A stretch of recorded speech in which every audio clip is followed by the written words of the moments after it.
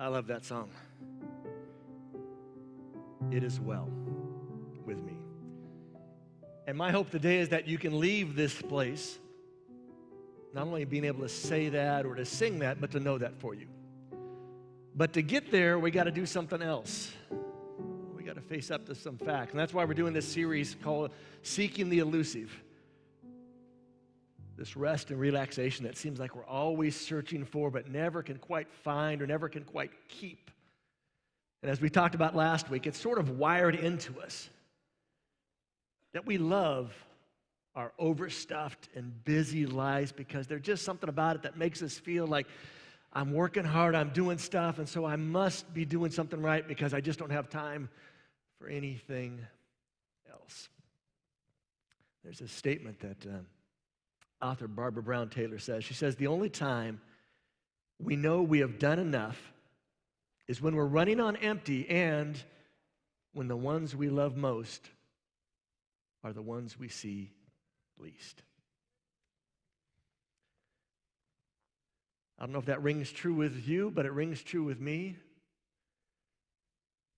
There's just something about this whole work thing. In fact, we kicked it off last week by saying this, that somehow we have equated our hard work with our value. And one of the ways we prove our value is working hard. And it feels good for somebody to say, man, I love it that you're always there. That you're always working overtime. That anytime I need something, you pick up the piece and you begin to feel like you are so important, so valuable. And it gets all twisted up in our minds and our hearts and our lives, and we get run by it, and we can end up in a pretty bad place. We try to be everything and everywhere. Don't look at anybody else. No elbows at today, all right? Just talking to you. But isn't it true? I mean, we want to do all this stuff. We want to cover all this stuff. We want all the stuff that I can get out of my school experience, all the stuff I can get out of, being single, all the stuff I can get out of for my kids, and all this provided me everything and everywhere. And the reality is God never intended for you to be either. In fact, God has multiple times called us to a different pace of life, a different way of looking at life. And last week we touched on the Sabbath, not specifically just the day, but just this concept and how it runs up against us so much. But it's not just the fourth commandment. This was something that was from the very beginning. But even more than that, it is not just this idea of a day. It's about how this seeps into all of our lives. But it does start with a day. In fact, there's a couple of passages that you may not have seen before in the Old Testament that touch on some expansions of this idea of Sabbath.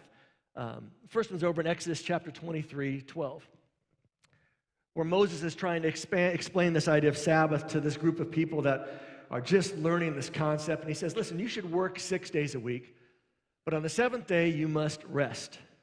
You must stop. You must cease. And there's a reason for that. He says, this lets your ox and your donkey rest. And you know if you're honest, your ox and your donkey needs rest, right?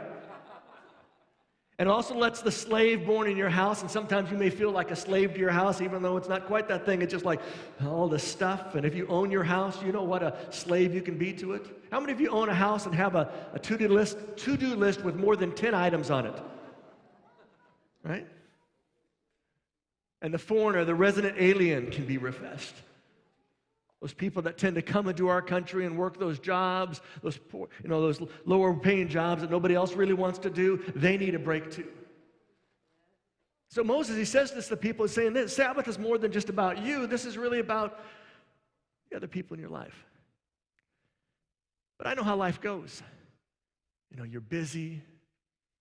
Those of you in school right now, got finals coming up, right? How many of you, the finals this week? How many had finals this week? I know a couple of them, yeah. How many's got finals next week? How many are thrilled that you no longer have any finals left in your life, right? Yeah, right. But you got finals, and I can't really take a whole break off. I'm here maybe this morning, maybe I'm watching online while I'm reading something. I just don't have that time. There's too much stuff. This is my busy time of the year, Mike, at work.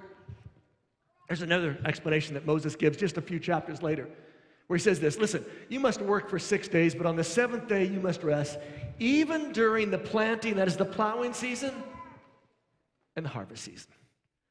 Moses says, even during those times when you're kind of like, this is the most important time, I really got to get the stuff in the ground, I really got to get the stuff out of the ground.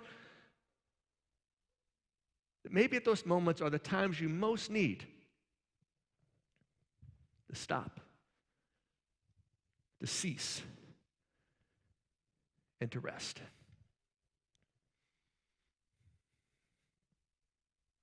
Listen, our problem is not discipline, and our problem is not organization. Our problem is not scheduling. Do you know what our problem is?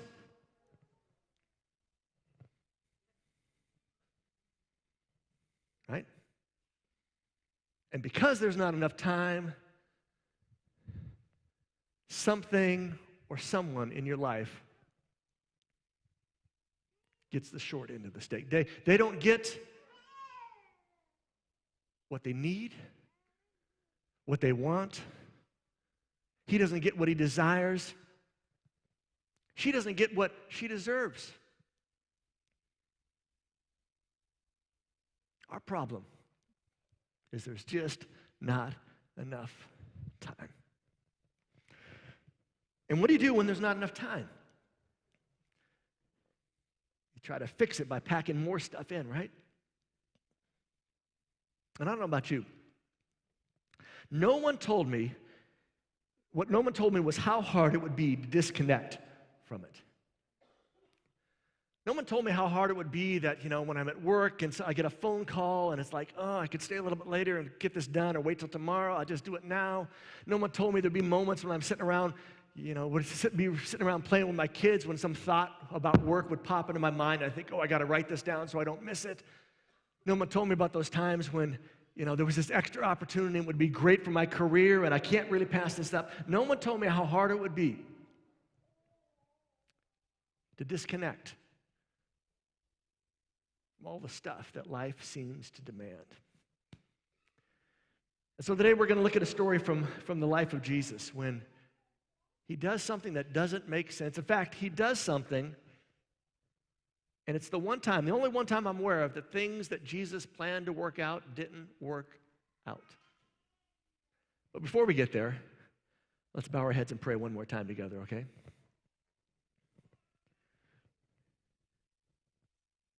Lord, all of us at times feel like we are just stretched so thin.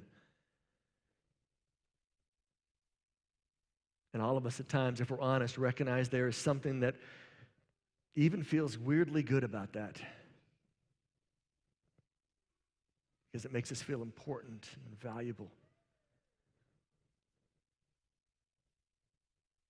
And I just ask today, Lord, that you would convince us, as you'd convince me again, that my value is not in what I do, it's in whose I am. That I have nothing to prove to you or anyone else to show my value. Because my value is not about me, it is about you and how you see me. And so for your daughter today or for your son today that's in this space, that's watching online, that needs to know that they can step away, that they can experience this idea of rest and relaxation and not feel bad about it. I pray again that you would confirm that in their lives. And that again, you would speak to us through this old recounting of the story from the life of your son. And that you give us some hope today in your name. Amen. Here's where the story we're going to go to is over Mark chapter 6.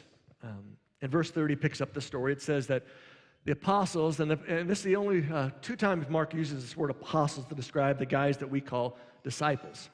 But the reason it uses this word apostles here is that it has a special meaning. It's the people that are sent out with a message. So Mark, as he's recounting this story, says, the apostles, all the guys came back around Jesus, and they begin to tell him all the things that they had done and taught.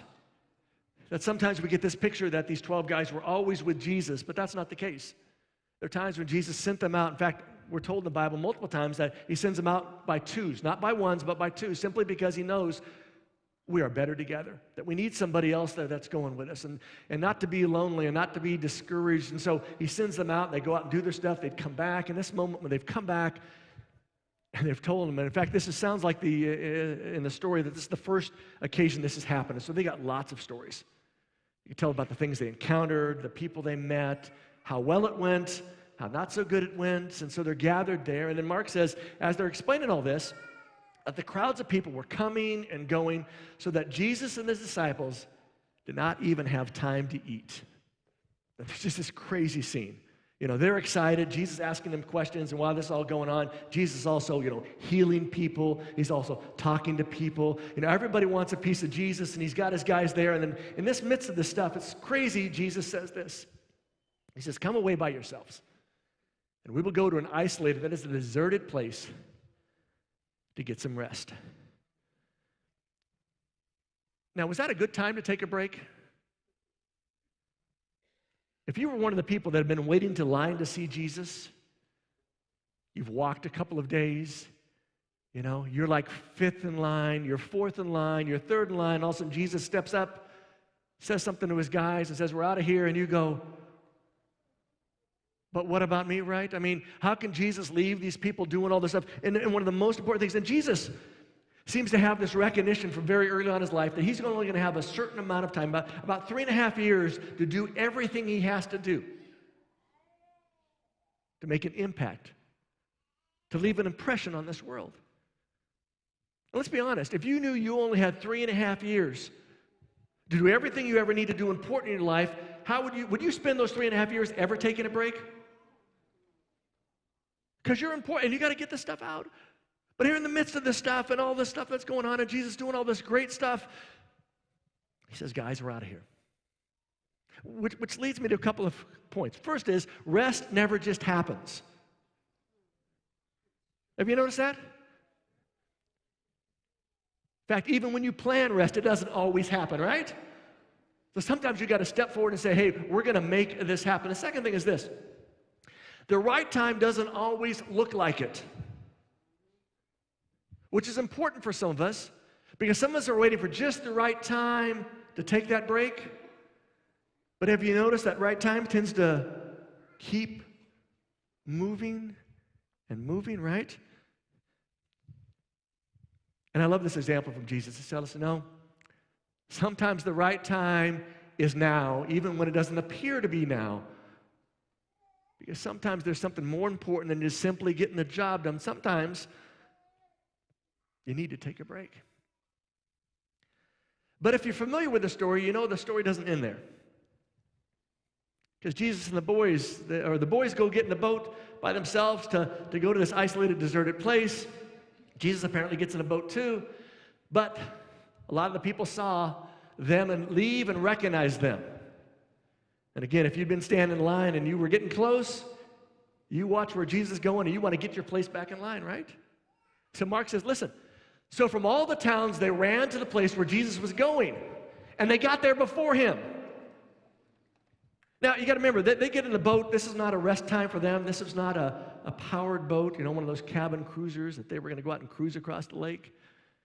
They were the motor. So this was not a break yet for them. The guys get in the boat. They're all paddling. We're going to get a break here in a little bit. This power through it. You know how we are. We just power through it to get to the place we get. You show up and look at all the people. I mean, everybody knows this is a place nobody's at, and here's all these people. And when talking about Jesus arrives, when he lands, he sees this great crowd waiting. And Jesus goes and feels sorry for the crowd. He has compassion for them because they were like sheep without a shepherd. To which I wonder if the disciples aren't thinking at this moment, sheep can take care of themselves for a little bit of time. We were supposed to be coming here on a break. And Jesus said, we're leaving all this craziness. We're going to go for a break, and then we get here. And he has compassion. What happened to compassion for us?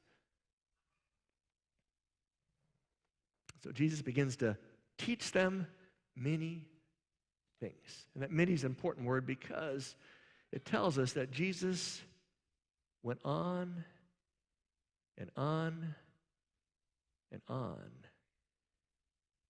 Which I have to imagine the guys are getting a little uncomfortable because they thought, okay, hey, Jesus is going to get here, compassion, tell him something. Maybe he'll do a mass healing. Everybody raise your hand. We're just going to get it out of here. We're going to get it done. Because he said, hey, we're going to get away. He took us out of a busy thing. He's promised us a little bit of rest. And now it's getting later. And he keeps going on and on and on. And finally, Mark says, when it was late in the day, that his followers came to him and said, Jesus, no one lives in this place. I mean, it is remote, it is a deserted place, and it's already very late. Send the people away so they can go to the countryside and towns around here to buy themselves something to eat. I mean, come on, Jesus. We were supposed to be getting away from all this stuff, and it just got worse.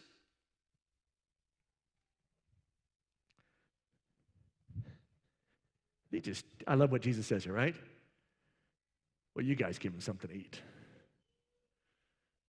And, you go on and you think this is feeding the 5,000 if you go on in the story. And first of all, the guys say, where are we going to get the money to buy all this stuff? How are we going to get the food if we had the money, where are we going to get, we're a deserted place. And then Jesus goes on, how much stuff do you have? And they do all this stuff. Now, one of the temptations is, when we read stories, is to pick the person in the story that we like the most or that we think gives us something we can do in our lives. And so if you've been reading the story, you want to be like Jesus right now because you're saying to yourself, see, Mike, even Jesus didn't take a break when he wanted to. When the need rise, he kept pushing and pushing. Even when he tried to get out of it, when the need came up, he had compassion. He stepped in. So maybe I need to keep going because I'm supposed to be like Jesus. If you feel that way, here's what I have to say to you.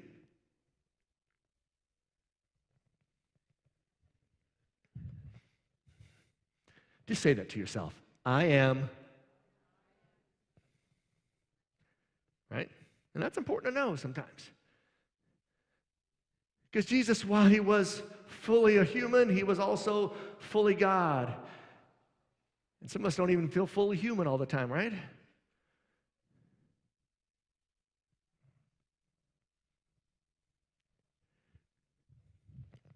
But even Jesus recognized in the midst of a hectic, busy, crazy pace, the need to take a break. Even though it didn't even work out when Jesus tried to take that. Which leads to some myths we tell ourselves when we're working hard, when we're pushing hard, when we're going through, when we keep telling our spouse or our significant other, we keep telling the people around us, I'm going to do better.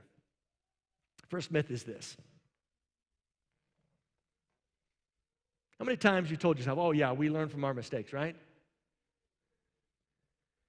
But how many people do you know in life that don't ever seem to learn from their mistakes? Please don't look at anybody, just look up here, right? I mean, don't you have friends that are like, in fact, you probably talk about it with somebody, some other friends, and you say, why do they keep doing the same thing over and over? When are they going to learn from their mistakes? But for ourselves, we say, oh yeah, we learn from our mistakes. Our experiences make us wiser. And we go through stuff, we learn stuff. But how many times have you done the same mistake more than once? How many other people are going to be honest, right? So obviously, we don't learn from our mistakes, right? In the moment, we think, oh man, that was dumb. I'm never doing that again. 6 months later, hey, I'll give this a shot. Maybe if I just did it a little bit different this way, right? It's going to work better. But we tell ourselves this stuff, and sometimes we tell, yeah, honey, I know, but I'm going to learn from this mistake. Just let me get through this contract right now. Let me get through this period of schooling right now. That's the second myth we tell ourselves.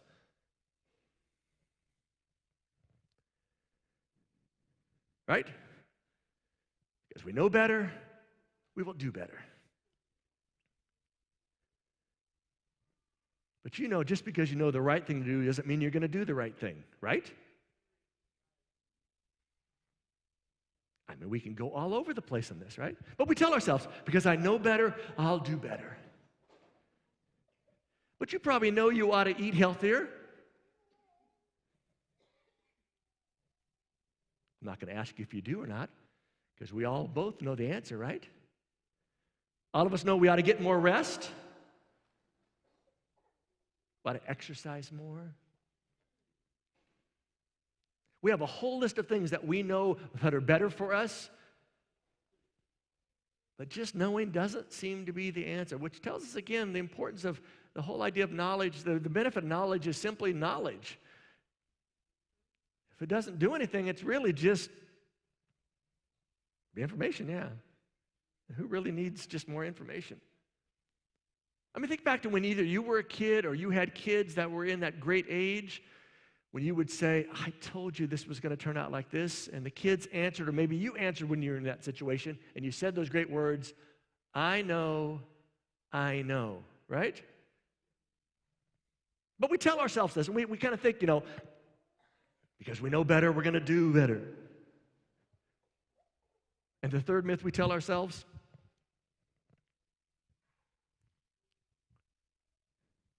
that's the whole thing with time, is it? It's about finding balance.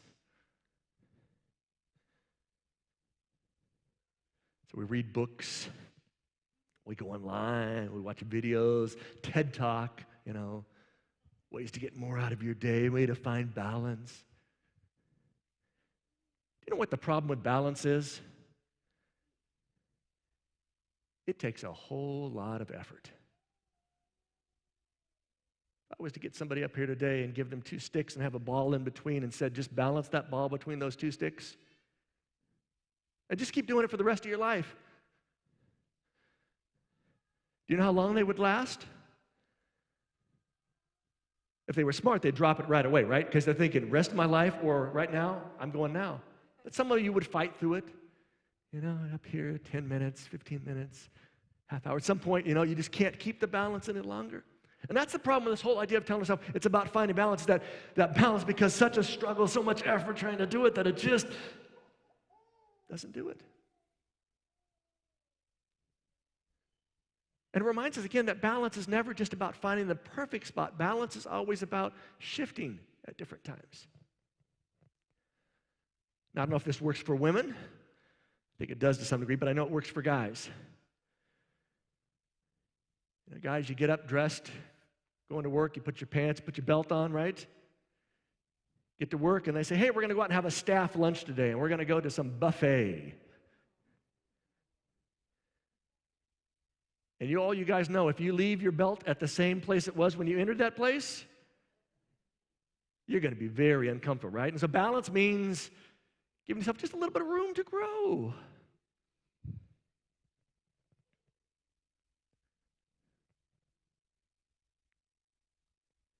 And while balance sounds like a great and wonderful myth to tell ourselves, and we tell ourselves, I'm looking for balance, I'm working on it.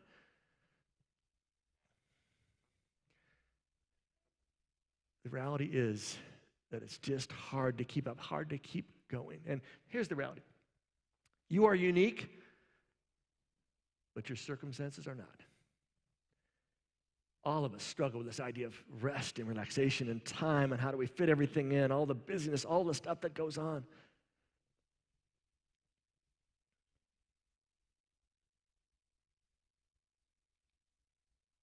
And while all of us would love to tell our story of why it's got to be the way it is now, the thing we all need to recognize is that there's a reason that God talks so much, that God had people write things down so much about this idea of rest. That the very one who made us maybe understands our needs even better than ourselves. While the Sabbath is a part of that rest, if you read your Bible just a little bit deeper, you will discover that it's more than just a day. There were times planned throughout the year for people to take breaks, to get away.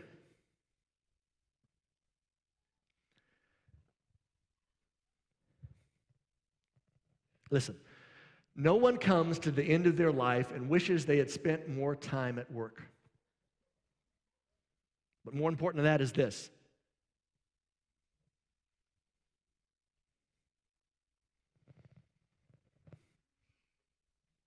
Everybody wishes they had more time with the people they love, their family, their friends. So many people wish they could go back and do things differently.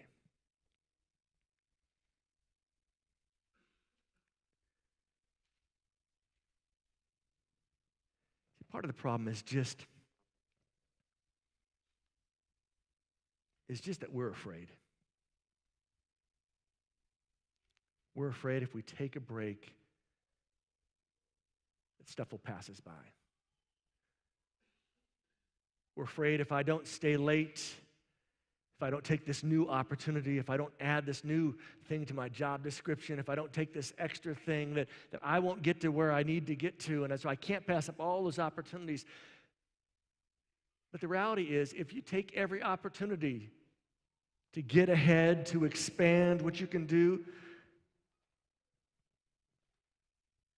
do you think you would ever go home from work? Because there's always more to do. Even if you're in school, it works for you. There's always more to do. You can take extra credit. You can get on this list. You can go be part of that club. And all those things are good and wonderful as part of somebody's experience, but sometimes too much is too much. And the question has to be for you and for me, when is too much too much? And what is the too much costing me? And will it cost me too much? I told you last week that we reach a destination not by accident, but by a series of steps we've made that lead us there.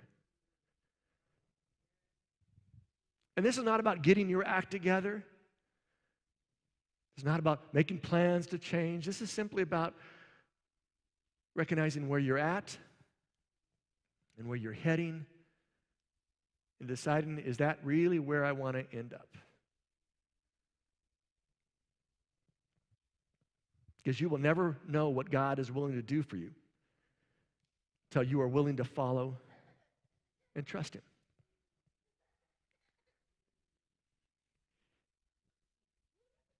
And part of this whole idea of trust is linked to the idea of rest, of giving yourself the space that you need, allowing yourself. Years ago, I was at a conference, and another pastor was talking about his working so many hours and all the stuff, and how he just found it hard to take a break. And it made sense to me because I come from a long family of workaholics. My mom's here today. Everybody say, hey, Mom. Hey, Mom. Mom worked. What year did you retire, Mom? How old were you when you retired completely from working for money? 78. And I say working for money because she still works. She just doesn't get paid for it. Wednesday, she volunteers at a community hospital out in California and works a bunch of hours. In their gift shop she was. Now she's helping move people around. You know, she didn't have enough to do, so she's on a garden club now because she needed more stuff to do. And, you know, anytime I call her, I have to catch her either first thing in the morning or late at night because she's out doing something, right? And that's good. I mean, it keeps my mom going, and I think there's some good aspects to it, but the problem is I learned early and often from her and from my dad this idea that you ought to work. You ought to work hard, and you ought to work hard for who you're working for. You ought to give to them. And I think there's some great parts of that. The downside of that is it is hard to walk away when stuff needs to be done. And I am in the wrong profession to come to be in situations where I have to stay until stuff is completely done. Because stuff never gets completely done. But I hear my mom's voice in those moments that, well, somebody has to do it. And so you stay and do it. You stay and do it and stay and do it. And this particular pastor said he got to the place where he told his secretary, he said, there'll be days when I just come by and say, you need to tell me, and that's when I need you to look at me and say, take the afternoon off. I give you permission to take the afternoon off. And I did that. I'm better now, but I did that for a while when I lived in Washington State. I had a secretary, and I did that with her. I said, some days I'll just come and say something, because I need somebody to tell me it's okay, Corey. I can't just do it on my own. I need somebody to say, you can do it. It's okay. Because otherwise I feel like I'm shorting stuff. Look, this is about just knowing where you're headed. And again, I told you last week, and I'll tell you again, this is from somebody that wishes they could go back and redo the time, especially when my kids were young. This is somebody who would go to the office just simply because if I was at the office, I felt like I was doing something. If I was home, I felt like I wasn't doing something. I wish I could go back to my kids' sports games that mostly the home games, I'd go to the majority of them, but on away games, I wouldn't. Because I had something else going on. It was too long, and I couldn't take the time. And if your kids are young, you need to hear something from an old dad. And that is that you can never recover those times. And at some point, you have to decide where you are expendable at. And you are expendable at your job. Do you know how I know that? That if you drop dead today, and I'm not hoping that for anybody, all right? But if you drop dead today, that company would be going on. Even if you are the only employee, because somebody else will come in and take those jobs from you. But you are not expendable from your family. And when you think you are, maybe it's because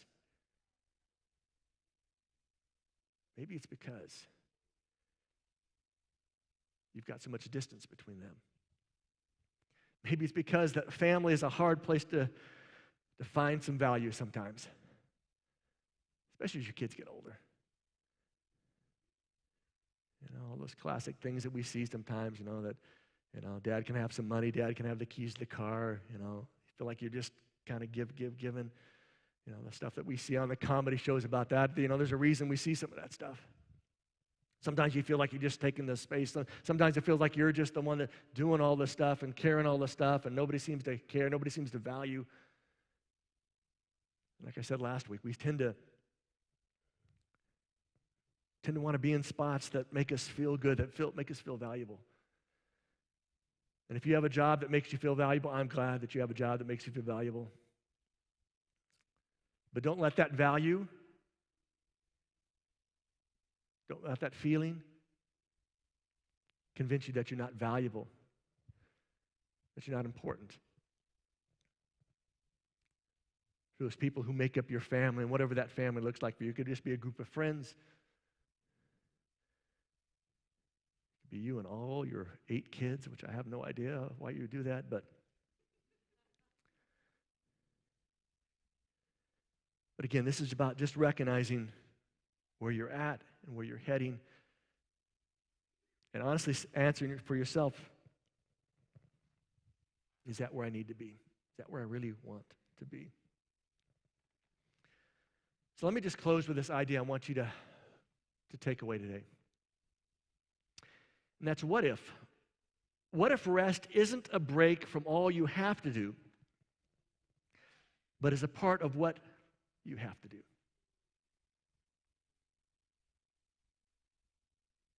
What if it's not the thing that seems to always take us away from stuff? What if it's the thing that's taking us to the spot where we can actually not just function, but actually live in a way that will make a huge, huge difference to us? See, Jesus didn't die for you so that you would work so hard for him that you would just work yourself to death. He died for you because he loves you. He died for you not for what you would bring to the table, not for what you could do for him. He died for you and me because of what we mean to him.